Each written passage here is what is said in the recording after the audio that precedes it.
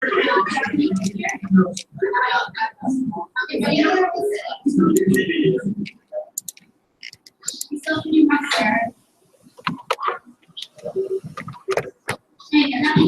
right, so we should get started on Saturday, guys. Attention on desk, please. Ready, dress? Kano, Campbell, Cameron, Coleman, Corby, Gabriel, Rocky, Morgan, Ryan, Vickery, Urban, Atempa, seats. Good afternoon, Dr. Karen Mary. Welcome to our classroom community. Thank you. Okay, folks, what I want to do first is I want to establish with you that paper number 2 now, which is going to be about this story, everyday use, right? The assignment is on Blackboard, so you can read that assignment sheet. But essentially, we're going to be asking the question today about who owns their heritage. Is it mama or is it D, right? And this is going to be the point that we're going to argue about during the course of this discussion today. And I want to do this in the context of that we're making these decisions based on the kind of literary techniques that Alice Walker is employing as she's presenting these presenting the story. So I'm going to switch over to the computer screen so that you can see the screen as I'm seeing it, and I'm hopefully going to have to vacillate between these two so we can talk about it. But the most important part of the story, are you guys looking at that screen? Okay, so the most important part of the story is this part right here at the end, right? The last page of the story that we handed out, where Dee, or Wangaro, whatever her name is now, right? She comes home and she talks about her name, and she doesn't want to be called Dee anymore, and she wants to be called Wangaro. And here's at the climax of the story, where she wants these quilts, and Mama is sitting there thinking, I promised these quilts to Maggie, and here's Maggie, the younger sister. Obviously, Maggie has a lot of of physical limitations compared to Dee, but ultimately, Maggie seems to be kind of the person who's a lot like Mama. So when we sit down here at the end of the story, right, she rips the quilts out of Dee's hands, she puts them in Maggie's laps, and she says, take one or two of the others. And then she turned without a word and went outside, and then she makes this point. Dee says this, you just don't understand, she said, as Maggie and I came out to the car. And Mama says, what don't I understand? And Dee says, your heritage. And she turned to Maggie, kissed her, and said, you ought to try to make something of yourself too, Maggie. It's really a new day for us, but from the way you and Mama still live, you'd never know it. So I want to come back to this. I'm going to put myself back up on here for a second. All right, so with that understanding, who do you side with in this debate? Who deserves the quilts? Does Maggie deserve them? And essentially, is Mama right in making her decision to give them to Maggie? Or does Dee deserve the quilts? And you're going to have to justify this by talking about some of the specifics of the story. So I kind of want you guys to be able to contribute what you're seeing in the story and what you're thinking and feeling. And then we can talk about how those things are all, these techniques that Walker uses are building meaning. So who do you sympathize with, or whose side are you taking in this? Is it Dee or is it Mama and Maggie? Yeah, who's got their hand up over there? You side with Mama because Dee goes out and she kind of starts a new life on her own, doing new things. She changes herself. When she comes back to Mama and Maggie, she's like a whole new person. Okay, Cameron, did I see your hand up back there? I also side with Mom because the quotes I feel have more of a sentiment towards the family.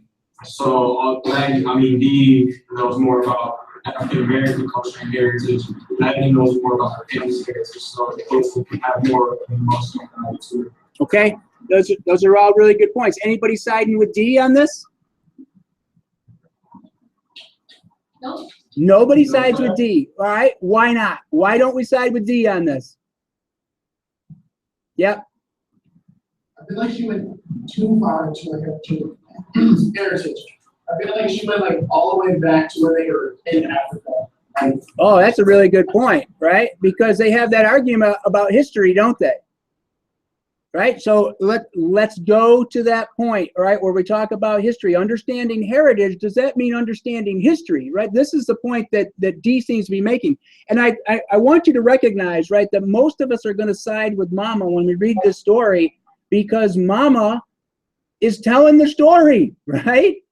I mean, we're getting the story from her point of view. Point of view, right? That's one of our elements of literary fiction, right? So we're hearing the story from Mama's perspective. So obviously, we're probably going to side with Mama. So let me go to the story, and so that you can see what I'm seeing. I want you to scroll up to that conversation. It begins.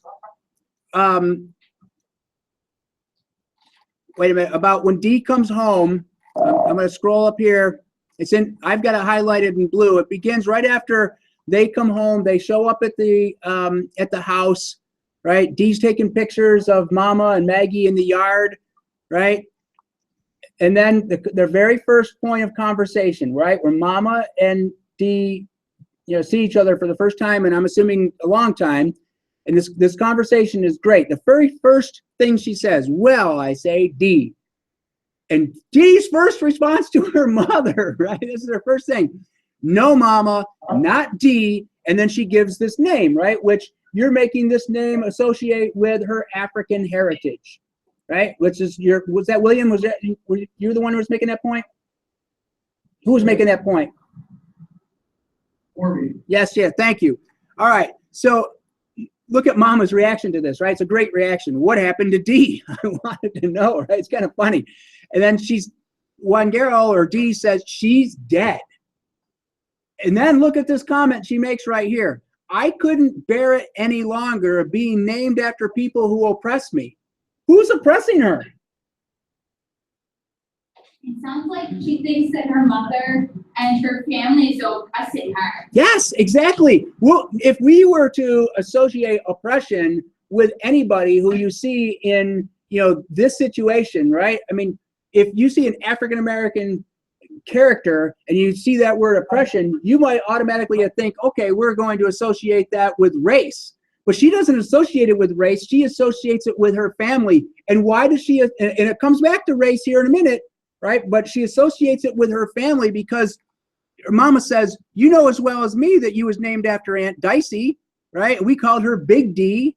And then look at Wangaro or what Dee says. She goes, "But who was she named after?" Now it goes to the history thing, right? And she says, "I guess after Grandma Dee." And then who was she named after? Her mother, I said. And she could see she was getting tired. And then look at this. And she said, "That's about as far back as I can trace it. Though, in fact, I probably could have carried it back beyond the Civil War through the branches." And then her boyfriend says, "Well, there you are." Right? Look at this point right here. She's making the argument. Mama's saying, look, my history essentially goes back to the Civil War, right? And then she says, "I probably could have taken it back further, but beyond that doesn't really matter."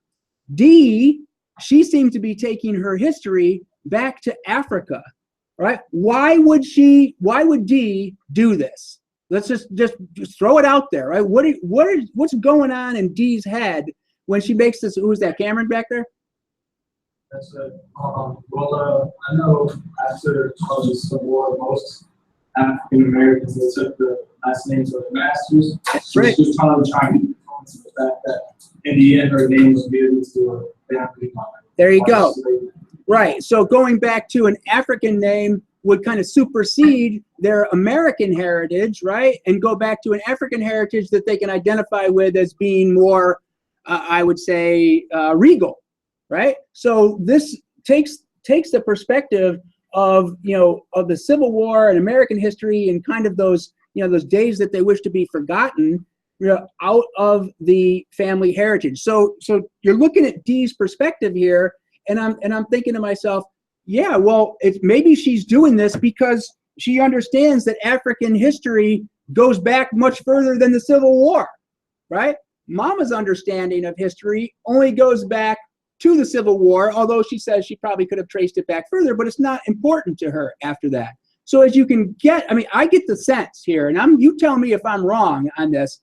I get the sense that Mama is essentially, part of what I would call kind of a culture where African Americans are oppressed, and she's okay with that. Look what she says. Go back up here and I'm not trying to make an argument for D here, but all I'm trying to do is I'm trying to get you to understand, right, what Mama says about herself. I'm going back to kind of like about the second page of the paper, or maybe the third page, and this is after she describes Maggie and Dee before Dee shows up. And look what Mama says about herself. She goes, I never had an education myself. After second grade, the school was closed down, right? So second grade, her school is closed down, and she's got no other educational opportunities. But look what she says right here. Don't ask me why. In 1927, colored asked fewer questions than they do now. And then she goes on to talk about what Maggie does, and Maggie's not bright either. Maggie doesn't have any education either, right? So Mama seems to be okay with the fact that, hey, I'm poor. How do I know she's poor? She lives in a house that doesn't have windows and it's got a dirt floor, right? She seems to be okay with that. She seems to be okay with the fact that she doesn't have any education. But look at, so you can see the perspective of Dee here, right? That Dee's looking at this and thinking to herself, we have made strides. You can be educated. You can know more about your culture. You can be more than what these few things that Mama seems to know, right? So, I mean, as long as we're talking about education, do you remember any other part of the story where we talked about education?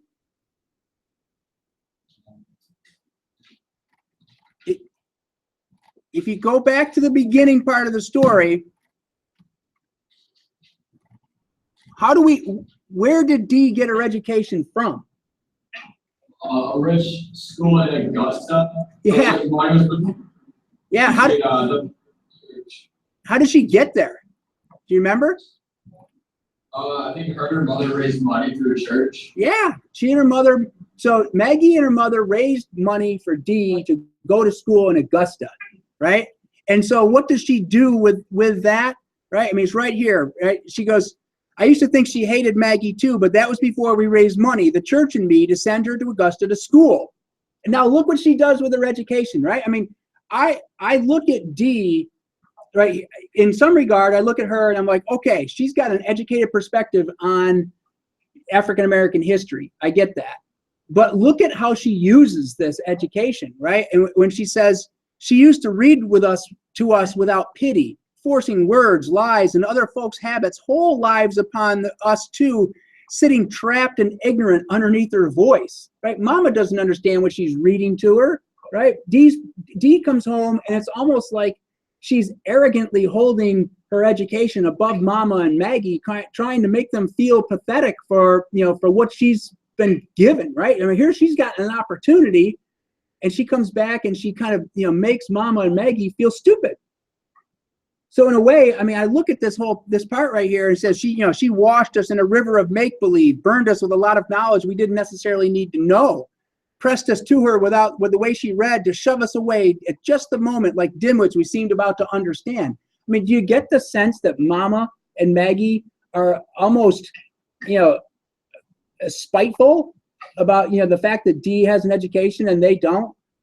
I get that feeling, but at the same time, I have to put some of that blame on Dee too, because she's got to realize that, she's been given an opportunity that Mama and Maggie just didn't have. So in a way, we can start to see that, if you kind of, from the perspective of Mama, Dee's a despicable character.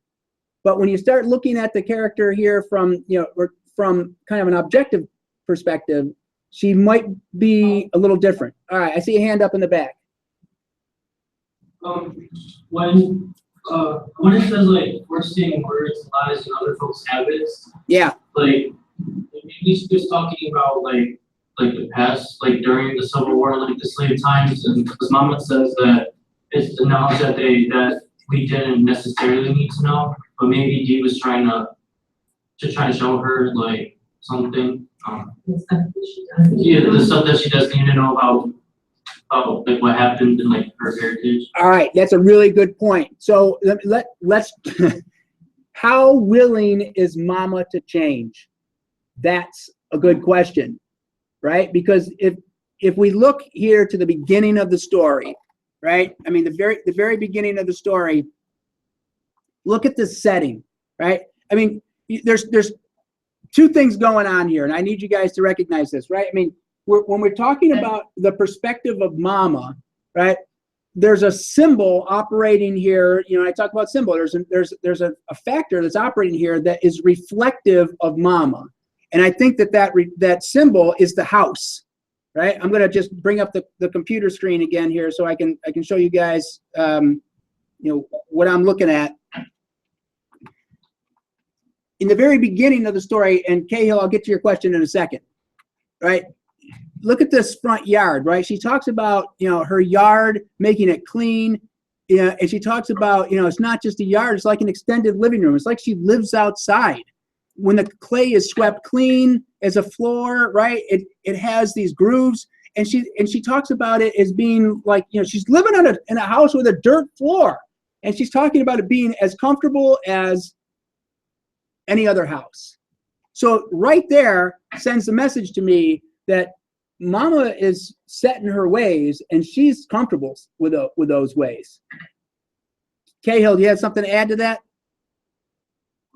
As far as the setting goes, when comparing where in the story Dee is coming from and where Mama is, and how much she knows, Mama is coming from like a house with a dirt floor, and she actually lacks education, whereas Dee, as far as we know, is coming from a rich college, which probably looks nice compared to her home. Okay. So I feel like Yep. So take that to the next step, which is, all right, so who's closer to or better owns their heritage here? This is the thing. I mean, Dee seems to be coming from it from like an academic perspective. Mama seems to be living it, right? Continue on. I didn't mean to interrupt you there, but continue on what you're thinking. but I feel like the author may have used the different settings, the open settings as like a source of symbolism to further give the characters more depth. Yep. Okay. Well, let's take a look at the other part of that, the description of the house, right? Because the other things that she mentions, right, when she comes home and starts taking pictures, she starts talking about the house. And look, I'm writing this as I'm making notes, as I'm reading the story. I'm like, look, this is the second description of the house. So as soon as you see the house coming back into focus here from Walker's perspective, right, you've got to be taking note of that. You got to be standing up and going, all right, she's talking about the house again, right? And then here it is. You turn it back on the house. It's 3 rooms except the one that burned, right? The roof is tin. They don't make shingle roofs anymore. There's no real windows, just holes cut in the sides, right? It's round, not square. Rawhide, is holding the shutters up. The house is in a pasture, right? And then look what she says here. And this is great, right? Because when she talks about the house, she's talking about like it's a reflection of Mama and Maggie. And she says, no doubt when Dee sees it, she will want to tear it down. And she makes this awful assessment right here, right? When she tells about Dee's history, and she said, she wrote to me once that no matter where we choose to live, she will manage to come see us, but she'll never bring her friends. And that's, essentially kind of Dee's arrogance here to think, Mama, Maggie, I'm better than you. I've moved on from this. So it raises the question of if Dee is so ashamed of her, why does she come back and start taking pictures? Why does she come back and want to take all these things? Let's go back to another part of the story, which I think is important too, right? Which is that the house burns down, right? And here's Dee, right? This in this part of the first part of the story, and this is important because Walker is describing Maggie and Mama, Mama and Dee here, not only their physical features, but kind of giving some insight into their character. So here she's talking about, Dee being lighter than Maggie, nicer hair, fuller figure. She's a woman now and stuff. And then she talks about, the flames. Maggie's on fire, right? That's how Maggie, of course, when we look at the beginning of the story, we find out Maggie's got burn scars on her arms and that. And so I mean, obviously that's a way of Walker foreshadowing, hey, there's a problem with this kid. You know, she's been kind of, you know, victimized. But here's D at the end of that paragraph, right? Standing off under the sweet gum tree, watching the boards falling on the house, and Mama says, why don't you do a dance around the ashes? I wanted to ask her if she hated the house that much. I mean, it's a way of really showing that her disdain for Mama and Maggie, just as much as she hates that house, she hates Mama and Maggie kind of the same way. And this is part of the dilemma in the story, is that, you know, Dee was an arrogant little rat when she left. And now she comes home and she wants all these things. And I'm kind of, you know, wondering just, you know, what happened to her. Yeah, go ahead. Question in the back. I kind of feel like the sentence where the author is describing Maggie, I kind of feel like it's also kind of like I feel like it's also like what's like a metaphor or Yeah. something. For what? So tell me what you're thinking. I think it's like, I feel like it's a metaphor for the touch number stink as well. So is this the section you're talking about right here, the lame animal one? No, the one after. The one after? Paragraph. Okay, so when she's burned and all that, you're talking about Maggie, or you're talking about Dee? I'm sorry, you were breaking up there for a second, so I didn't know if you were talking about Maggie or Dee. Yeah, all right. So if you bounce up to the paragraph before, I mean, look at the language that Walker uses to describe Maggie, right? You know, have you ever seen a lame animal? Right? She calls her a lame animal. I mean, how many times? I mean, she calls her dumb. She calls her, you know, she has a brain like an elephant. Those kind of things. And then she says, perhaps a dog run over by, you know, a careless person rich enough to own a car, right? Sidle up to someone who is ignorant enough to be kind to him, and that's the way Maggie walks, right? And she's chin on chest, eyes on the ground, feet in a shuffle ever since the fire. And so you get this perspective of Maggie being this lame animal, right? Obviously, she doesn't have the physical gifts that Dee does. She doesn't have the educational gifts that Dee does. She doesn't have the intellectual gifts that Dee does, right? Maggie has very little. In a way, I look at Mama and Maggie as being kind of the same people, right? Neither one of them's got any education. Their looks, their physical features, everything seems to point to them, you know, to just being almost like, society has passed them by, and they're okay with that. You know, and if you go back up, look at how Mama describes herself, right? This is a great description here in the very first page of the paper, right? When she talks about, you know, in real life, I'm a large, big-boned woman with rough, man-working hands. In the winter, I wear flannel nightgowns to bed and overalls during the day. And look at her sense of achievement, right? What does she place in the sense of achievement? I can kill and clean a hog as mercilessly as a man. And she talks about, you know, she goes, I can eat pork liver cooked over the open fire minutes after it comes steaming from the hog. One winter, I knocked a bull calf straight in the brain between the eyes with a sledgehammer and had the meat hung up to chill before nightfall, right? I mean, I don't know about you, but I'm not killing my meals, right? So I'm looking at Mama with some really a look of, she's pretty impressive, right? She's able to survive. She's able to do these things. She's got a, you know, a sense of independence and survival about her, right? So I like her that way. When I compare her to Dee, though, wow. I mean, and this is what the flashback's all about, right? So Mama sets it up right here at the paragraph above that when she talks about having that dream, right? I'm going to be on this Johnny Carson style TV show, and they're going to bring out, you know, this daughter who made it. And they're, you know, they have this moment and all that. And she describes herself as being completely different than Dee was, right? Or than Dee, you know, maybe how Dee wants her to be. And I think this is the real, you know, point that we need to recognize about the difference in these characters, right? Dee's the one who has had every advantage in the world. Mama and Maggie, and they've got nothing, but they're making it and they're surviving. And I think a lot of us appreciate the fact that, hey, these guys are the underdogs. Mama and Maggie are the underdogs. And that's probably one of the reasons why we side with them so quickly.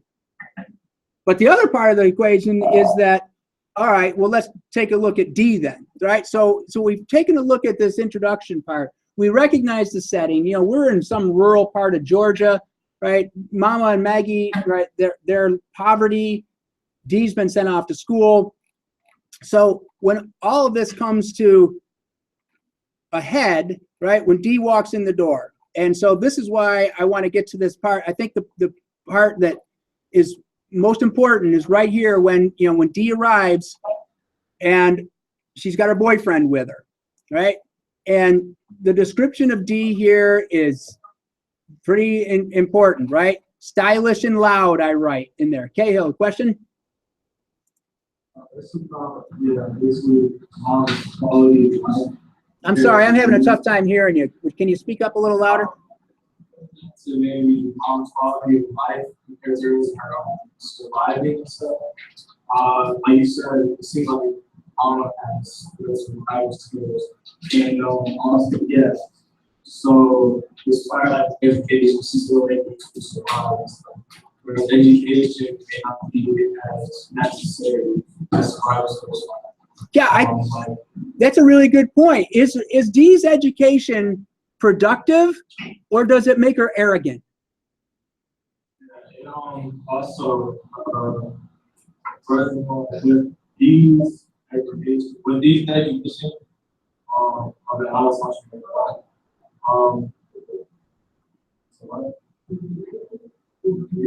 you can't really. It seems like they both have a skill set that the one may need, and like how Mom said that she didn't really need to know all that information, but in reality, in their scheme, she doesn't need it to survive, but it may help her with quality of life. Yeah, that's a really good point. So I guess, I mean, when you take a look at who's got what here, I look at D and I say, all right, D came from this place and then went out and became educated. So in other words, D's got both worlds under her control, right? She knows what it's like to live in poverty, and she knows what it's like to live out of it. Mama and Maggie have never been out of it.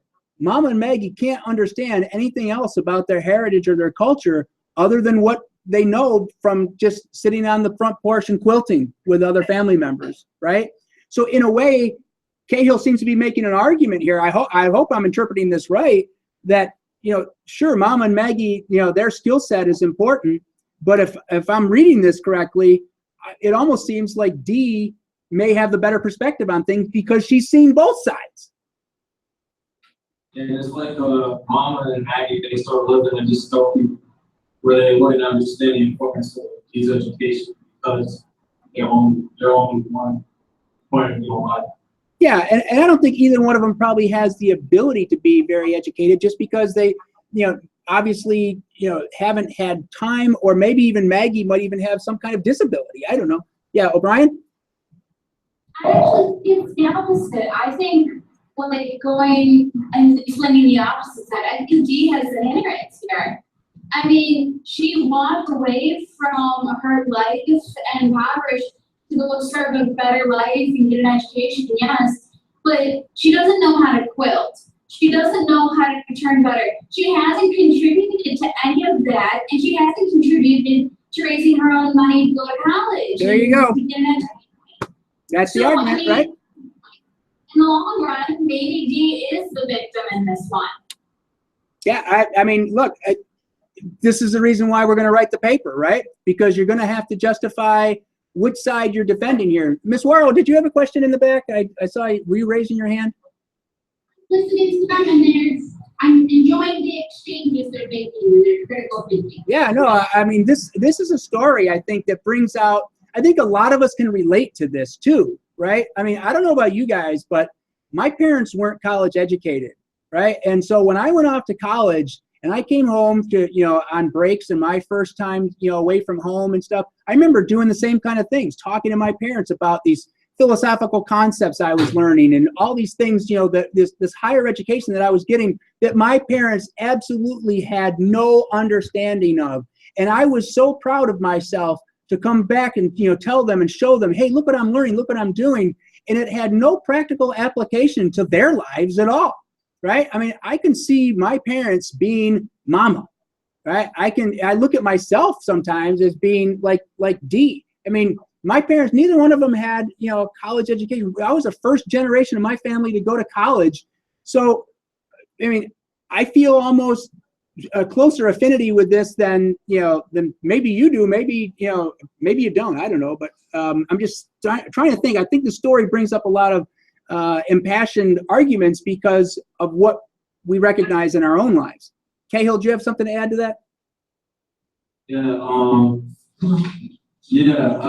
I still feel like how you were saying how Dave doesn't know all the more practical skills when it comes to surviving. How we're giving her college education is evidence that she was susceptible to learning, given the fact that she did come from that background. She'll know what she needs to do, even though she may not know how to do it, so she can still end up learning how to do it, since she already knows what it is that she's done.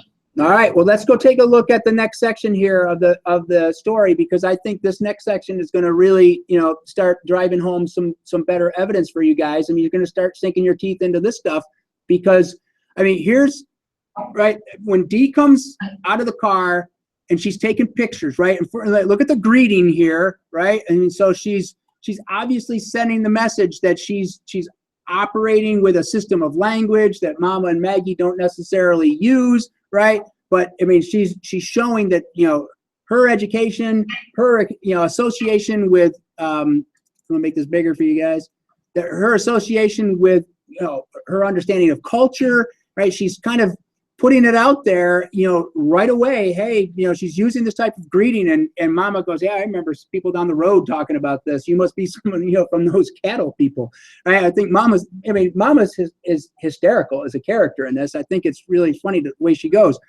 But so now Dee comes back, and the very first thing she does, right, starts taking pictures of Mama and Maggie sitting on the porch, and she makes the point. She never takes a shot without the house included. Right, so here she was before, and this is where a lot of people are gonna look at Dee and say, "Well, you arrogant little rat, you wish that house would burn down. You wouldn't come back and visit Mama and Maggie with friends because you were ashamed of where they lived." And now she comes back with a friend, and she's taking pictures, and she's making sure that she's got the house in the camera every time, and the cow that comes around, And I'm saying, if she hated that house, if she hated their lives, why is this so important to her now, right? And this is, the crux of the story. So what does she do, right? She sits down and she's having these conversations, and now look at the things that she's after. This sets it up. You can tell Dee wants to reconnect with her heritage. She wants to reconnect with that part of her life that she pretty much turned away from, right? She walked away from it. And people will argue about this all the time. People will say, hey, Dee had the chance. She could have stayed there. She should have been closer to home. She should have understood the value of family and those kind of things, but she walked away. And now she comes back and she wants these things. And people will say that she's arrogant, and she feels essentially a sense of ownership of things that she doesn't really deserve. But if you take a look at what goes on here, I'll show you what I'm talking about. So she sits down to eat, right? Her boyfriend won't eat anything because he doesn't think any of that's clean. That's obviously a religious issue. But essentially, she says she went through the chitlins and the corn bed and the greens, talking to Blue Streak over the sweet potatoes. Everything delighted her. So she's really into the food, right? So obviously, she's taking an interest in Mama's cooking because it's fresh, it's homemade, it's probably not the kind of things she's used to. And then look what she's doing, what she comments on: the benches, the butter dish, the butter churn top, right? And so she's looking at all these things that Mama's got in her house, and she's trying to find some value in those things because she says, that's it. I knew there was something I wanted to ask you if I could have, right? And she jumps up and she wants this butter churn top. And she said, this is supposed to be churn. When I printed off the story, that some of the words didn't come out right. She goes, I can use the churn top as a centerpiece for the alcove table. And then she said, I'll think of something artistic to do with the dasher. Though she doesn't want these things for use. She wants these things for decoration. right? And this carries over to the quilts, right? Because what does Mama say, right? What else would you do with them? And she says, hang them, of course, right? So here's this point where Dee comes home and she wants these things, but what does she want them for?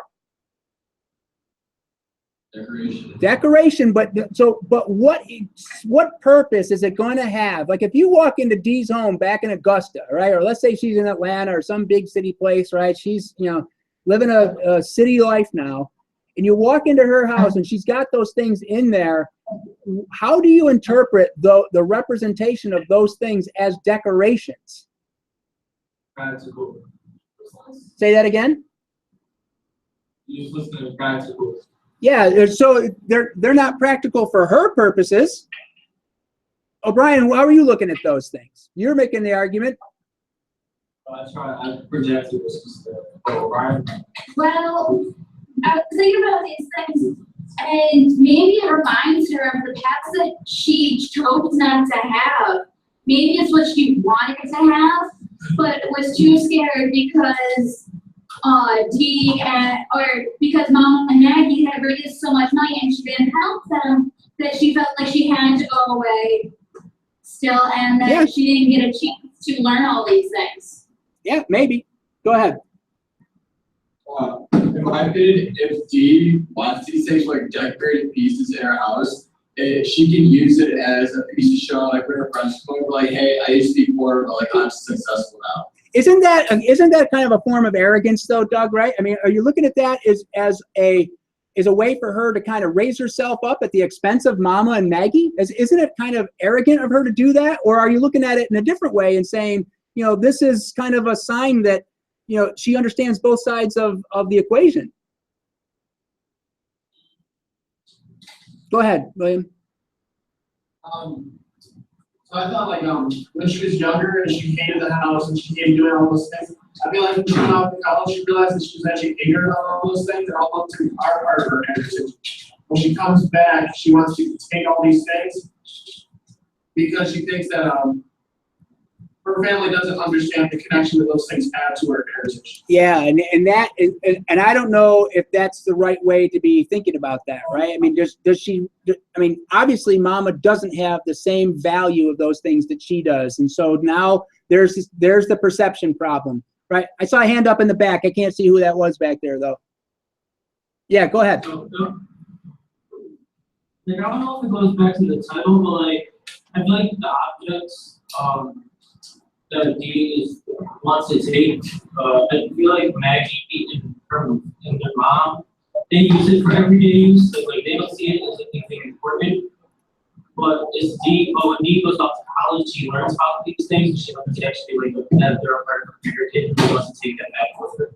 Yep, I get it. I mean, I'm just scrolling down to it right there, right? Look at Dee's point.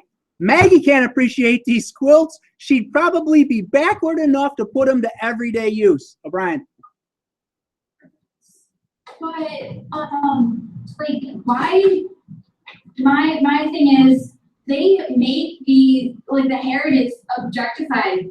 Like they objectify all the heritage to just handheld objects, like the quilts that I can touch and the butter churn lid that I can touch and everything that I can touch. They make that about the heritage, not how and what they went through. Yeah, right. The experiences of sitting on the porch and making those quilts with the grandparents and that kind of stuff, right? I mean, if we go back to, I mean, that's a really interesting argument right there. I want to let's go to the section of the story about the quilts and what they are and what they mean, because I want to highlight this area for you guys, right? I mean, let's take a look at this. So here she is rifling through the trunk at the foot of the bed, and she finds the two quilts, right? And she says, one of them was the Lone Star pattern, the other was Walk Around the Mountain. Can you just stop for a second, right? I mean, as soon as you see that, it's like you should be getting hit on top of the head with a hammer, right? This should send a message to you, right? What could Lone Star pattern, Walk Around the Mountain pattern be? What would that symbolize? First of all, let's just think about why were quilts often quilted back in Civil War days, right? Especially during the Reconstruction. Those kind of, yeah, what was it? What would they do? Go ahead, anybody. Like I mean, these two patterns are almost like represent like their the history of like slavery with their heritage. Yeah. Cause like Lone Star, like they would call like the North Star, which is the brightest lone star in the sky. Underground Railroad stuff, right? And walk around the mountain, they had to go to the mountains to get northwest. That's right. That's right. So here's this Underground Railroad symbols, right? So here's the quilt, which is the symbol of of family unity, right? You're piecing together people's clothing and all this kind of stuff. And you've got this image, the two images on here, which are probably some of the key factors in this, right? But that doesn't seem to matter to Dee, right? Those things, but it doesn't seem to matter to Mama and Maggie either. And I'm over here going, you know, these things should probably be in the Smithsonian, right? But at the same time, right? I mean, I want you to recognize the importance of those quilts and the symbols on those quilts. Yes, in the back. I feel like Dee values the quilts more because I feel like she has a better understanding of what they represent for her family. Because like, I feel like if they were important to Dee and Maggie, they wouldn't be stuck in front of their bed. And that's the difference right there, right? Because Mama and Maggie would put them to everyday use. Mama and Maggie are going to use them because Mama and Maggie can make more, right? That's what their point is. We can always make more. We've got the experience. We're living it. Dee seems to have studied it. And there's going to be the point of contention, the point of argument between the two, right? Is that we're really dealing with, you know, who has a better understanding of it, or, you know, who owns their heritage more. Dee comes right out and says, you know, you guys don't know your heritage. You guys don't understand it. And Mama's like, what don't I understand about my heritage, man? I'm living it. There's the problem. Cahill. I feel like for both sides, the counter for Dee, the quilts could be used as either as trophies to bring to the friends, like all the games, or memorabilia where she uses to reminisce her past life with her family. But although given the areas that's being shown to strike her through her last point of view, you might see it as her trying to brag to the friends. That's a really good point. So now this is your challenge, guys, right? So between now and I don't have my syllabus in front of me, but now this is your challenge. You're going to have to figure out, right? Who do you support in this, and how are you going to go about doing it, right? And so you're going to look at the evidence, but you've got to recognize, look, there's an opposing viewpoint. There's another way of looking at this. You've got to understand both perspectives, and you've got to try to argue it out to figure out who's got the stronger argument for owning heritage here. Okay? So I think this is a really easy story to write about, but it's complicated in the interpretation of all the evidence that's there. William, question? I feel like Dee understands the heritage more, but Mama owns it more. I feel like it's kind of half and half. Yeah, well, don't straddle the fence on this. I want you to pick one and try and defend it. All right. So let's see what you can do. I mean, it's good that you understand both sides of the argument, but now let's see if you can write about defending one side and refuting the opposing side. Question, Cassandra? Sabrina wants to know what side of you pick. It doesn't matter what I think, does it? Look, It's so good. you know what? Here, I'll tell you who. If I sided with anybody on here, I think I side with Mama and Maggie because I feel that I am more like Dee. That's why. And I feel guilty about that. You know, I honestly sometimes feel guilty about being educated when, you know, people in my family never had those opportunities. Right? So in a way, I feel more closely associated with Dee, and I think back to the times in my life where I probably was being kind of arrogant about my education, realizing the sacrifices my parents made to give me that education, and I seem to just come back and throw it in their face. So, Cahill? I know how we're using this to tie in literary elements, but point of view in this story plays a huge part. Yes, it is. That's the key. It's the whole reason why we see Dee the way we see her, right? But you've got to look at the evidence here and try to figure out, right? Dee's got an argument too. And that's why the point of view is that's why when I asked the question, right, who do you guys support? I knew who you were going to support. You were going to support Mama because it was told from Mama's perspective. So I knew going in what you guys were going to be thinking. I'm just trying to show you that, there's a different way of looking at this story. All right. Okay. Punctuation on Friday. We're going to have some fun with some rules. Yay, punctuation rules. All right, guys. Enjoy your Wednesday. Everybody's parents are coming tonight, right? That's